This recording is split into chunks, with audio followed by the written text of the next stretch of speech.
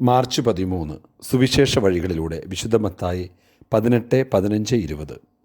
സഹോദരൻ തെറ്റ് ചെയ്താൽ അവനെ തിരുത്താനുള്ള മാർഗങ്ങളാണ് ഇന്നത്തെ തിരുവചനം പങ്കുവയ്ക്കുന്നത്. സഹോദരനെ തിരുത്തുക എന്നത് വിവേകപൂർവ്വം ചെയ്യേണ്ട കടമയാണ്. മറ്റാരും അറിയാതെ രഹസ്യത്തിൽ ചെയ്യുക. യേശു മത്തായിയെയും സക്കേവുസിനെയും നേരിൽ വിളിച്ച് അവരുടെ വീട്ടിൽ പോയി ഭക്ഷണം കഴിച്ചു. വിജാതി സ്ത്രീയോട് നിറഞ്ഞ കാരുണ്യം കാട്ടി. ഔദാര്യത്തിൻ്റെയും വിട്ടുവീഴ്ചയുടെയും വഴിയായിരുന്നു യേശുനാഥൻ തിരഞ്ഞെടുത്തത്. അവിടുന്ന് ഒരിക്കലും ക്ഷമിക്കുന്നതിന് പരിധി വച്ചില്ല.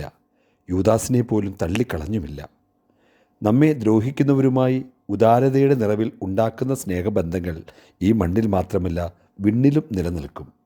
ഭൂമിയിൽ രണ്ടുപേർ യോജിച്ച് ചോദിക്കുന്നവ സ്വർഗസ്ഥനായ പിതാവ് നിറവേറ്റിത്തരുമെന്നത് നല്ലവരായ സാക്ഷികളുടെ യോജിച്ചുള്ള അപേക്ഷകൾ ദൈവത്തിനെന്നും സ്വീകാര്യമാണ്. സ്നേഹത്തോടെ പരസ്പരം തിരുത്തുന്നതും അത് വിനയത്തോടെ സ്വീകരിക്കുന്നതും ആത്മീയ സമ്പന്നതയുടെ മാർഗമാണ്. തിരുത്തലുകൾക്ക് വിധേയരാകാൻ ഞങ്ങളെ സന്നദ്ധരാക്കണമെന്ന് പ്രാർത്ഥിക്കാം.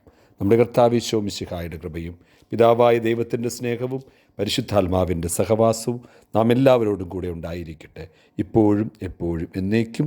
ആമീൻ.